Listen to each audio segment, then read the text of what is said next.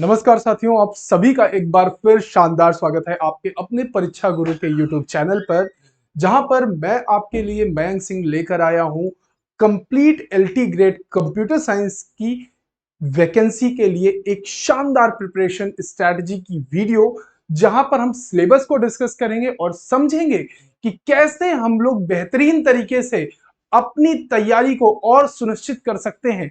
सबसे पहले तरीके से आप ये समझिए कि कंप्यूटर साइंस एक ऐसा सब्जेक्ट है जिसका मटेरियल एक तो बहुत कम अवेलेबल है और बहुत ही ज्यादा वास्ट है। तो परीक्षा गुरु आपको शानदार तरीके से तैयारी कराएगा आपके अपने YouTube चैनल पर। जी हां, तो सबसे पहले आज की एक कोटेशन से हम लोग वीडियो को स्टार्ट करेंगे। जी, impossible is the word to be found only in the dictionary of fools. जी हां, नेपोलियन बोनापार्ट का ये कोट है।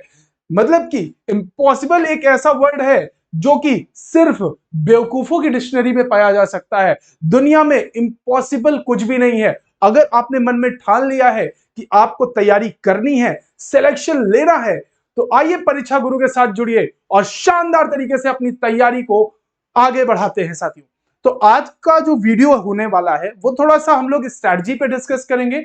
दूसरा हम लोग डिस्कस करेंगे कि क्या पूरा सिलेबस है, तो बेहतरीन तरीके से एक एक सिलेबस को समझेंगे, कौन सा टॉपिक ज्यादा इंपॉर्टेंट है, कहां से क्वेश्चन ज्यादा आते हैं, इन सब को बेहतरीन तरीके से डिस्कस करने वाले हैं साथियों।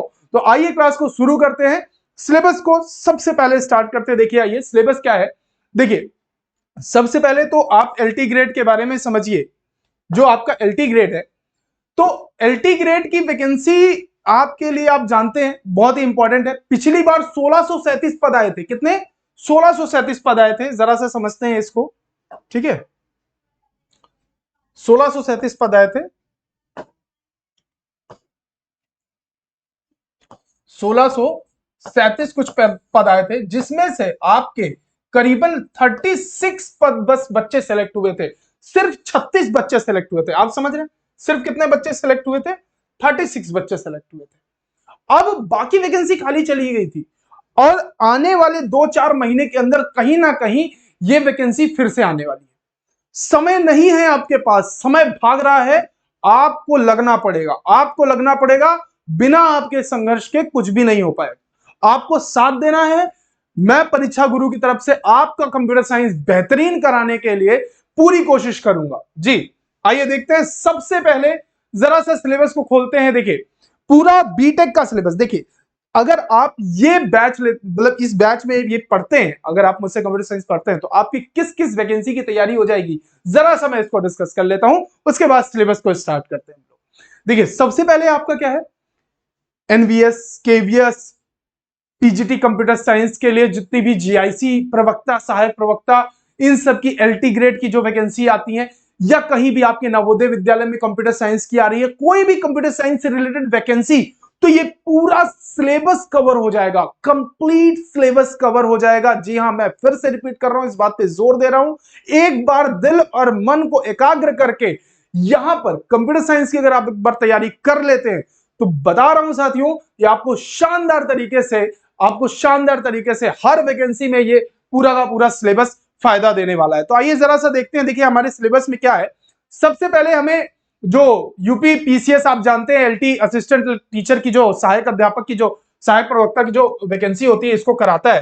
तो सबसे पहले देखते हैं। देखिए, ये जो डिजिटल लॉजिक है और सर्किट है, digital logic and circuit and discrete mathematical structure.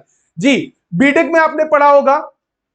देखिए, और हां, आपको पता होगा कि आपको अगर आप स्नातक हैं, ठीक है, ग्रेजुएट हैं, आप ग्रेजुएट प्लस आप बीएड हैं, तो आप इस वैकेंसी को फिल कर पाएंगे। ये चीज क्लियर रखिएगा अपने दिमाग में, ये चीज क्लियर रखिएगा अपने दिमाग में। आई बात समझ में? उसके बाद ये अगर आपके ये सब्जेक्ट्स तैयार हैं, कौन कौन से, अगर नहीं भी तैयार हैं तो कोई टेंशन लेने वाली बात नहीं, मैं हूं ना यहां पे, मैं आपको तैयार कराऊंगा, प्रॉमिस। ठीक है, देख, digital logic and circuit and discrete mathematical structure, इसके अंदर ये बहुत इंपॉर्टेंट है। यहां पे आपका जो नंबर सिस्टम है, बुलियन अलजेब्रा आपने पढ़ा होगा अपने बीटेक में। आपने अगर बीएससी आईटी किया है, बीएससी सीएस किया है, या फिर आपने बीटेक जैसी कोई भी समकक्ष डिग्री ली है, कंप्यूटर साइंस की डिग्री ली है, तो तो आपने ये सब, आप पहले से इन सब चीजों से फैमिलियर होंगे। Logic gates, NOR gate, AND gate, इन सब के बारे में आपने पढ़ा होगा। ये भी, यहां से भी आपके प्रश्न पूछे जाएंगे। Simplification of Boolean function, combinational circuit, sequential circuit, memory circuit, sets relation से भी काफी क्वेश्चन आएंगे आपके।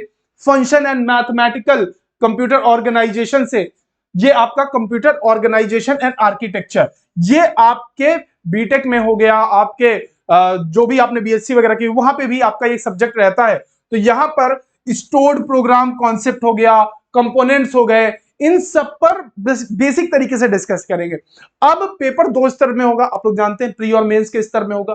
प्री और मेंस के स्तर में होगा तो कैसे और बेहतर तरीके से, क्या रिटर्न होगा क्या नहीं होगा, अभी कुछ भी नहीं कहा जा सकता। जब तक कि ऑफिशियल वैकेंसी का नोटिस नहीं आ जाता तब तक ईमानदारी से बताऊं कुछ नहीं कहा जा सकता। लेकिन एक बात तो तय है, पढ़ना पड़ेगा, बिना पढ़े सिलेक्शन नहीं होगा। ठीक है, बहुत बढ़िया वैकेंसी है, पूरी जी जान लगा देंगे तो बढ़िया सिलेक्शन मिलेगा, अच्छी पे ग्रेड की जॉब है, और आराम से मैं एक पूरी डिटेल वीडियो लेकर आ जाऊंगा आपके लिए, कैसी क्या जॉब है, कैसे पे ग्रेड की है, कैसे सिलेक्शन प्रोसेस होती है, ये सब लेकर आ जाएंगे।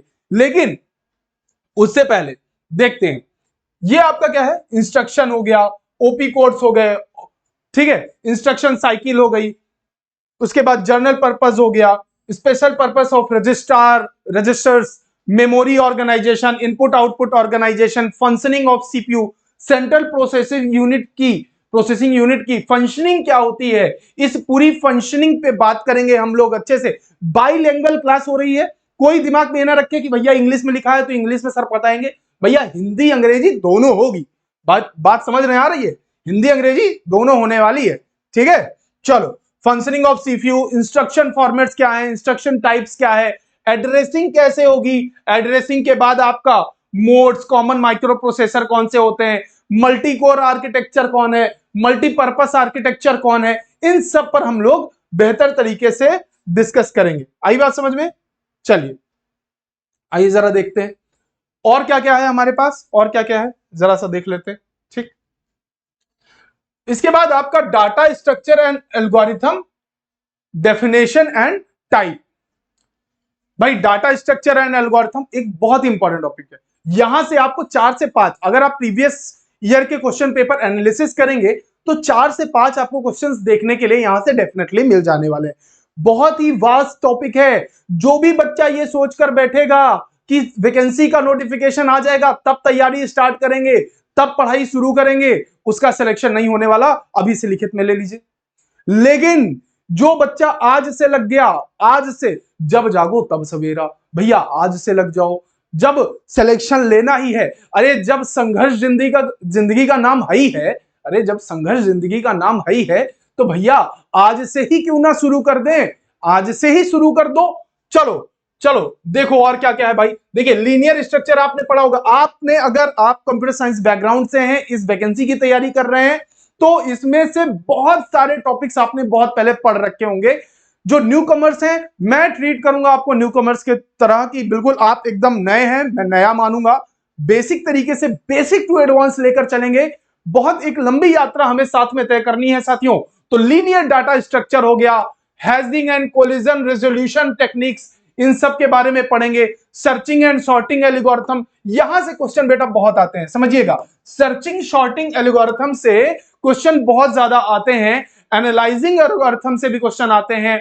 कॉम्प्लेक्सिटी ऑफ एल्गोरिथम हो गया, ग्रोथ फंक्शंस हो गए, इन सब से भी क्वेश्चन दबा के पूछे जाते हैं। ठीक है, तो performance measurement, advance data structure, red black trees क्या होती हैं, बी ट्रीज हो गया, बाइनोमियल हीप्स हो गए, इन सबको आपने पहले पढ़ा होगा। बस हम लोग इनको बेसिक से भी पढ़ेंगे, साथ में आपका सारा कॉन्सेप्ट ब्रशअप करने वाले हैं, सारे कॉन्सेप्ट को बहुत अच्छे तरीके से डिस्कस करने वाले हैं। आई बात समझ में? चलिए और देखते हैं क्या क्या है भाई। कॉम्प्लेक्सिटी ऑफ एल्गोरिथम होगी, ग्रोथ ऑफ फंक्शंस हो गए, परफॉर्मेंस मेजरमेंट हो गया, एडवांस डाटा स्ट्रक्चर हो गया, रेड ब्लैक ट्रीज हो गई, ये आपका फिबोनाची हीप्स हो गई, आपकी इंट्रोडक्शन टू डिजाइन टेक्निक्स हो गई, डिवाइड टू कॉन्कर ये हो गया, ग्रीडी एल्गोरिथम, इन सब के बारे में। हाँ, वही लालची एल्गोरिथम जिसको जब आपके कॉलेजेस वगैरह में पढ़ाया जाता था तो आप लालची एल्गोरिथम कह के हंसा करते थे, पढ़ा करते थे, ग्रीडी एल्गोरिथम जी। हाँ, मैं उसी की बात कर रहा हूं। ऑप्टिमल रिलायबिलिटी एलोकेशन नैपसैक हो गया, मिनिमम स्पैनिंग ट्रीज हो गया, प्रिम्स हो गया, ठीक है, क्रूसल्स एल्गोरिथम हो गया, आपका सिंगल सोर्स शॉर्टेस्ट पाथ, ठीक है, डिजगास्ट्रा वगैरह आपने पढ़ा होगा, बेलमैन पढ़ा होगा एल्गोरिथम, ये सारे एल्गोरिथम डिस्कस करने वाले हैं। डायनेमिक प्रोग्रामिंग हो गई, knapsack, all pair shortest path, Warshall's and Floyd algorithm हो गया, रिसोर्स एलोकेशन प्रॉब्लम हो गया, backtracking, branch bound example such as travelling salesman problem, graph colouring and queen, और आपका ये प्रॉब्लम और हैमिल्टन साइकिल्स हो गया, सम ऑफ सबसेट हो गया, एल्जेब्रिक कंप्यूटेशन हो गया, फास्ट फोरियर ट्रांसफॉर्मेशन हो गया, एफएफटी के नाम से जिसे हम लोग पढ़ते हैं, स्ट्रिंग मशीन हो गया, थ्योरी ऑफ एनपी कंप्लीटनेस हो गया, अप्रोक्सीमेशन एल्गोरिथम हो गया, एंड रैंडमाइज एल्गोरिथम हो गया। आई बात समझ में? देखिए, सिलेबस बहुत ज्यादा मैं यहां पे इसलिए खोल के डिस्कस नहीं कर रहा हूं, मैं आपको ये सिलेबस बता दे रहा हूं क्योंकि इतनी लंबी वीडियो नहीं बनानी हमें हमें हमें दिमाग में क्या रखना है, ये आपको पता होना चाहिए, ये आपके पास लिखित में अपने हाथ से लिखा हुआ ये पीडीएफ शेयर कर दी जाएगी। टेलीग्राम ग्रुप में आप ये पीडीएफ ले सकते हैं, ये टेलीग्राम ग्रुप में आपको पीडीएफ मिल जाएगी। लेकिन साथियों, ध्यान देना है आपको, ध्यान क्या देना है कि इस पूरे सिलेबस को, देखिए बहुत सारे बच्चे सोचते हैं जो कंप्यूटर साइंस बैकग्राउंड से होते हैं कि कोई नहीं, जो है हम ये सारे टॉपिक्स उठाएंगे और इंटरनेट में सर्च करेंगे और मिल जाएगा। देखिए, पहली चीज एकदम क्लियर रखिए भैया, कोई भी एक जगह आपको इतना सुसज्जित और वेल मैनर्ड तरीके से कुछ भी प्रोवाइड नहीं किया जा सकता, कोई नहीं करता। अगर परीक्षा गुरु आपको कर रहा है तो पूरी शिद्दत ईमानदारी के साथ अपने दोस्तों के साथ शेयर कीजिए, अपने जानने पहचानने वालों के साथ। जो भी कंप्यूटर साइंस, किसी ने एमएससी किया है, किसी ने बीएससी किया है, किसी ने बीटेक किया है, किसी ने एमटेक किया है, सीएस हो, आईटी हो, बीएससी, बीसीए, जो भी आप लोगों ने किया है, अगर वो कंप्यूटर साइंस से है तो अगर वो इस वैकेंसी के लिए बीएड के साथ एलिजिबल है तो आपकी जिम्मेदारी बनती है कि उस तक ये कंटेंट जरूर पहुंचाएं साथियों, ठीक है। Problem solving through C programming, ठीक है। उसके बाद basic programming concepts, introductions to C programming language and programming in C. देखिए, अब आपको अगर प्रोग्रामिंग आती नहीं है तो घबराने की जरूरत नहीं है, घबराना नहीं है। पहली चीज, जीवन में घबराना नहीं है, धैर्य रखना है। धैर्य की एक कहानी सुनाते हैं आपको, धैर्य की एक कहानी सुनाते हैं। चलिए अगला खोल लेते हैं, उसके बाद धैर्य की आपको एक कहानी सुनाते हैं कि धैर्य इंसान में कितना होना जरूरी होता है। आई बात समझ में? जरा सुनिएगा। देखिए, एक बार क्या हुआ कि नारायण जी दो संतों के पास गए और दो संत पूजा कर रहे थे महादेव की। तो महादेव की दो संत पूजा कर रहे थे, तो नारायण जी ने कहा कि आप भगवान किसको पहले दर्शन देंगे? तो कहा कि जाओ जाके इनसे बोलो कि 100 साल बाद दर्शन देंगे। नारायण जी आप जाके बोलिए दोनों संतों से। तो एक संत भाई साहब एकदम हंसते गाते हुए भाई हर हर महादेव जप रहे थे, दूसरे जो है थोड़ा एकदम सीरियस बैठे थे। तो नारायण जी ने कहा, मैं गेस करता हूं कि जो सीरियस बैठ के एकदम तपस्या कर रहे हैं इनको आप दर्शन देंगे। क्या? नहीं नहीं नहीं, आप जाके पहले एक चीज बोलिए, आपको अपने आप उत्तर मिल जाएगा। नारायण जी पहुंच गए दोनों संतों के पास। दोनों संतों के पास नारायण जी जैसे पहुंचे, नारायण जी ने कहा, ठीक, आपको महादेव 100 साल बाद दर्शन होंगे। तो भाई जो हंसते गाते हर हर महादेव जप रहे थे, तो भैया वो तो एकदम अरे बस 100 साल, बस 100 साल। तो भाई वो साहब वो खुश हो गए, बस 100 साल में वो खुश हो गए, वो अपना हर हर महादेव जपने लगे। और दूसरा जो सीरियस होकर तप कर रहा था, एकदम भाई साहब वो जब भी नारायण जी ने बोला 100 साल, कमंडल उमंडल पटक के भाग गए वहीं पे नारायण जी के सामने। तो भाई 100 साल बाद, 100 साल बाद, बस इतना समय, 100 साल लग जाएंगे अभी तपस्या करने। इसीलिए हंसते गाते हुए, खेलते हुए पढ़ते रहना है, सीखते रहना है, मुस्कुराते रहना है। धैर्य, धैर्य आपको बहुत कुछ दिला सकता है। धैर्य के साथ पढ़ाई करना है, धैर्य के साथ। जी आइए आगे देखते हैं क्या है भैया। Object oriented techniques. क्या है? ऑब्जेक्ट ओरिएंटेड टेक्निक्स है। ऑब्जेक्ट ओरिएंटेड टेक्निक्स में क्या क्या हमको देखना है? ऑब्जेक्ट ओरिएंटेशन देखना है, ठीक है, इनकैप्सुलेशन देखना है, इंफॉर्मेशन हाइडिंग देखना है, पॉलीमॉर्फिज्म देखना है, ठीक है, ये सब आपने पढ़ रखा है। देखिए यहां जो पॉलीमॉर्फिज्म हो गया, जेनेरिसिटी हो गया, यहां से आपके क्वेश्चंस बहुत सारे देखने के लिए मिल जाएंगे। फिर ये आपका ऑब्जेक्ट ओरिएंटेड मॉडलिंग है। ये ऑब्जेक्ट ओरिएंटेड मॉडलिंग में आपको कई सारे क्वेश्चंस देखने के लिए मिल जाएंगे। यूएमएल स्ट्रक्चर मॉडलिंग हो गया, बिहेवियरल हो गया, आपका मॉडलिंग एंड आर्किटेक्चर मॉडलिंग हो गया, ऑब्जेक्ट ओरिएंटेड एनालिसिस हो गया, ऑब्जेक्ट ओरिएंटेड डिजाइन हो गया, ऑब्जेक्ट डिजाइन हो गया, स्ट्रक्चर्ड एनालिसिस हो गया, स्ट्रक्चर डिजाइन हो गया। स्ट्रक्चर डिजाइन के बाद आपका जैक्सन आपका स्ट्रक्चर डेवलपमेंट जीएसडी जिसे बोलते हैं। जीएसडी से भी कई मतलब मैंने प्रीवियस ईयर में देखा है जीएसडी से आपका एक ना एक क्वेश्चन पूछ लेता है। या फिर ऑब्जेक्ट ओरिएंटेड प्रोग्रामिंग, कोई भी वैकेंसी हो, केवीएस हो, एनवीएस हो, आपका एलटी ग्रेड हो, कहीं भी अगर कंप्यूटर साइंस का एक भी प्रश्न आएगा तो जो सिलेबस आपके यहां लिखा हुआ है उस सिलेबस से बाहर नहीं जाएगा। बहुत थोड़ी सी वैकेंसी एलटी ग्रेड के सिलेबस से अनदर सिलेबस में हल्का सा डिफरेंस हो सकता है, वो भी कवर करा दूंगा कुछ स्पेशल वीडियोस के साथ। उसके बाद जावा बीन्स इंटरप्राइजेस, जावा ईजेबी क्या होता है, जावा स्विंग क्या होता है, जावा एज इंटरनेट क्या होता है, प्रोग्रामिंग लैंग्वेज क्या होता है, कनेक्टिविटी मॉडल क्या होता है, ठीक है, सर्वेलेंस क्या होता है, ये सारी चीजें जो है हम डिस्कस करने वाले हैं। एक एक टॉपिक बहुत आराम से सीखते हुए पढ़ना है, हमें पूरे धैर्य के साथ पढ़ना है जी। उसके बाद ऑपरेटिंग सिस्टम की बात करते हैं। बिल्कुल 3 से 4 क्वेश्चन आपको यहां से देखने के लिए मिल जाएंगे साहब। आई बात समझ में? कितने? 3 से 4 क्वेश्चन तो आपको देखने के लिए मिल जाएंगे, ठीक है। ऑपरेटिंग सिस्टम में आपका जो डिजाइन गोल्स हैं, ऑपरेटिंग सिस्टम के डिजाइन गोल्स क्या क्या होते हैं भाई? ऑपरेटिंग सिस्टम बनता किस लिए? सिस्टम से इंटरेक्ट करता है, किसको? यूजर को कराता है, यही तो है आपका ऑपरेटिंग सिस्टम। ऐसे सिंपल लैंग्वेज में समझ लेना है हमको भाई कि भैया जो सिस्टम से हमको इंटरेक्ट कराएगा, किससे? यूजर को। भाई साहब कोई सिस्टम है, अगर सोचो आपके सिस्टम से ऑपरेटिंग सिस्टम निकाल के फेंक दिया जाए, ऑपरेटिंग सिस्टम जो विंडोज यूज कर रहे हो, मैकिन्टॉश यूज कर रहे हो, इन सबको निकाल के फेंक दिया जाए, तो भैया आपका सिस्टम किस काम का होगा बताओ? किसी काम का होगा आपका सिस्टम? बताइए, नहीं होगा ना। तो भैया सिस्टम जो आपका है, ये सिस्टम के लिए मतलब जो आपका ऑपरेटिंग सिस्टम है, इसके डिजाइन क्या होते हैं, इसके गोल्स क्या होते हैं भाई? यूजर फ्रेंडली बनाना, सिस्टम को और इजी हैंडल करना, सिस्टम को इजी एक्सेसिबल बनाना, ये सारी चीजें बड़ी आराम से समझेंगे। एवोल्यूशन कैसे पहले ऑपरेटिंग सिस्टम का पहला जनरेशन था, तीसरे जनरेशन से ऑपरेटिंग सिस्टम आता है हमारे सामने। पहला ऑपरेटिंग सिस्टम पहले एक नॉर्मल ऑपरेटिंग सिस्टम बनाया जाता है, फिर बैच ऑपरेटिंग सिस्टम बनता है, बैच के बाद आपका मल्टीटास्किंग ऑपरेटिंग सिस्टम बनता है, मल्टीटास्किंग ऑपरेटिंग सिस्टम के बाद आज जो हम लोग देख रहे हैं, ये सारे ऑपरेटिंग सिस्टम आपको देखने के लिए मिल जाते हैं। नहीं, शुरुआत में ऑपरेटिंग सिस्टम का मतलब कि किसी एक पर्टिकुलर ऑपरेटिंग सिस्टम जो आज आप देख रहे हैं आपके पीसीज लैपटॉप में, इनका तो बहुत सारा मल्टीटास्किंग है ये। लेकिन पहले का ऑपरेटिंग सिस्टम मल्टीटास्किंग नहीं होते थे, उनके पास क्या एक पर्टिकुलर काम के लिए असाइन कर दिया जाता था, कोई ऑपरेटिंग सिस्टम डिजाइन कर दिया जाता था, ठीक है। स्ट्रक्चर क्या होता है, फंक्शन क्या होता है, सब कुछ डिस्कस करेंगे, ठीक है। उसके बाद ऑपरेटिंग सिस्टम है, फिर भैया प्रोसेस मैनेजमेंट में आ जाते हैं प्रोसेस मैनेजमेंट में।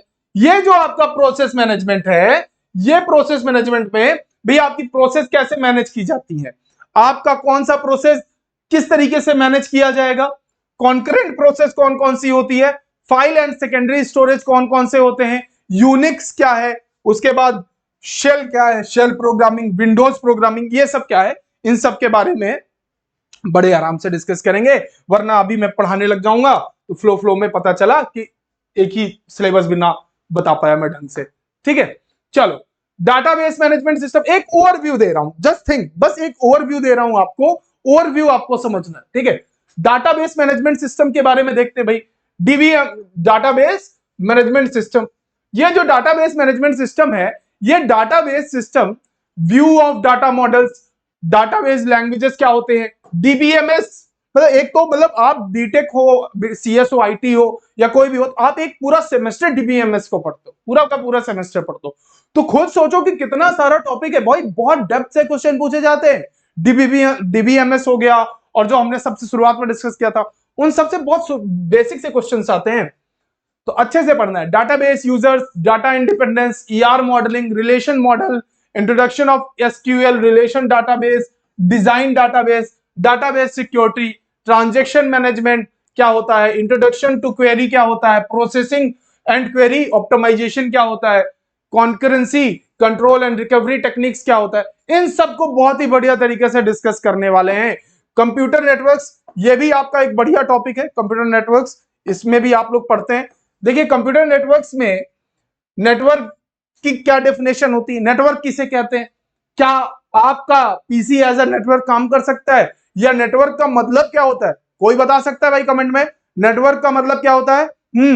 चलो, तो नेटवर्क टोपोलॉजीज क्या होते हैं, नेटवर्क क्लासिफिकेशन क्या होता है, नेटवर्क प्रोटोकॉल क्या होता है, लेयर्ड नेटवर्क आर्किटेक्चर क्या होता है भाई। हाँ, बहुत पूछा जाता है, लेयर्ड नेटवर्क आर्किटेक्चर से एक क्वेश्चन आता है, यहां से आता है भाई। देखो टीचर का काम क्या होता है, टीचर का काम क्या होता है भाई, आपको सही तरीके का कंटेंट परोसना, आपका काम क्या होता है, प्रॉपर तरीके से उसे ऑब्जर्व करके पढ़ना, ठीक है। तो भैया ओवरव्यू ऑफ ओएसआई रेफरेंस क्या होता है, model, TCP, IP protocol suite, या फिर data communication fundamental techniques, network switching technicals techniques and action and mechanism, data link layer function and protocol, multiple access protocol and network layer function and protocol transportation layer, इन सबको discuss करेंगे बहुत ही brief तरीके से।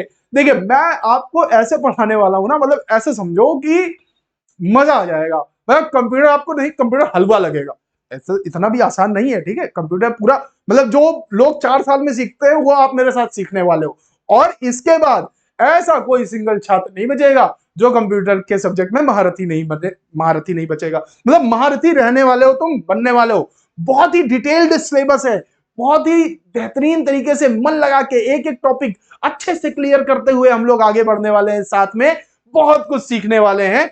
चलो चलो, बहुत ही बढ़िया, आगे देखते हैं।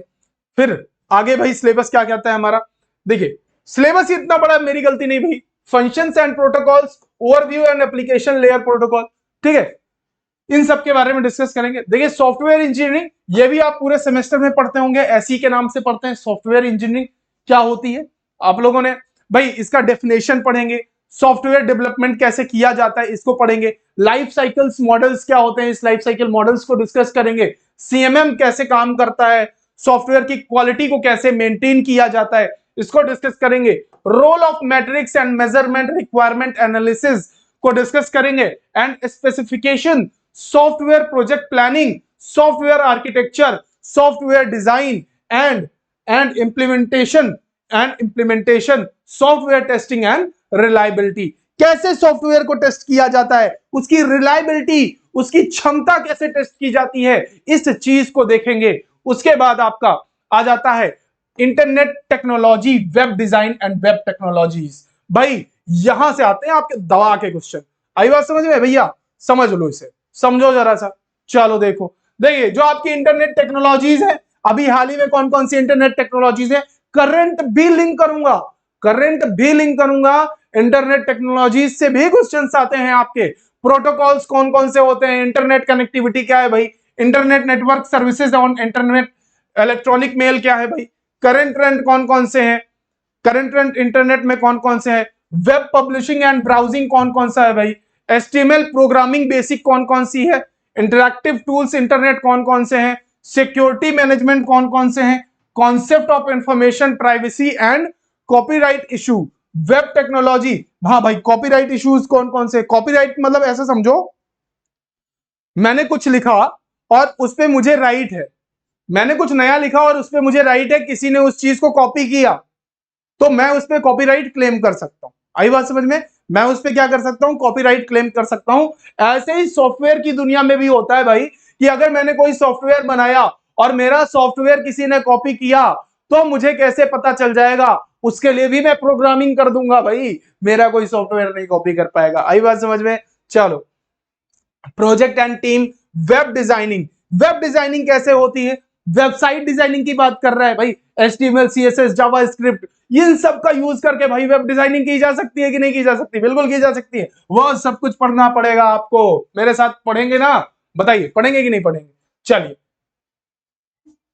आइए देखते हैं आगे। हाँ भैया देखो जरा, सिस्टम एनालिसिस एंड डिजाइन, ये आपका भी इंपॉर्टेंट टॉपिक है। कौन सा? System analysis and design. यहां पर मैं अभी बताऊंगा कहां से आपके क्वेश्चंस आएंगे। देखिए, analysis, designing a system, documenting, evaluating the system and data modeling, development and information management of system, implementation, testing and security aspects। इन सबसे क्वेश्चंस भी आपको देखने के लिए मिल जाते हैं, इन सबसे भी क्वेश्चंस आपको देखने के लिए मिल जाते हैं। ठीक है, उसके बाद आपका ये जो है information and security cyber laws, most important है। ये क्या है भैया? आपका मोस्ट इंपॉर्टेंट है। आई बात समझ में? Most important. यहां से क्वेश्चन आएंगे। अब भैया वो जमाना चला गया कि बस कंप्यूटर पढ़ लिया और वहां से, अब भैया लॉ भी पढ़ना पड़ेगा। देखिए 2018 का पेपर उठा के देखेंगे एलटी ग्रेड कंप्यूटर साइंस का, वहां पे डायरेक्ट क्वेश्चन आया था आपके लिए, डायरेक्ट क्वेश्चन आया था। समझ रहे साथियों?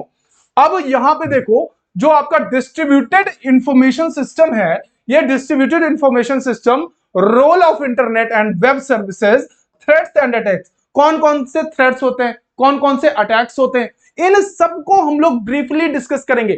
फिशिंग क्या होती है, उसके बाद आपका हैक कैसे कोई करता है, अगर कोई हैक कर रहा है, आपसे फिशिंग कर रहा है, तो उसके लिए कौन से लॉ डेवलप किए गए हैं, किस लॉ के तहत उसको सजा दे जा सकती है, आईटी एक्ट कौन से में आया, इन सबको डिटेल से पढ़ना है हम लोगों को। समझ रहे हो? बहुत कुछ पढ़ना है।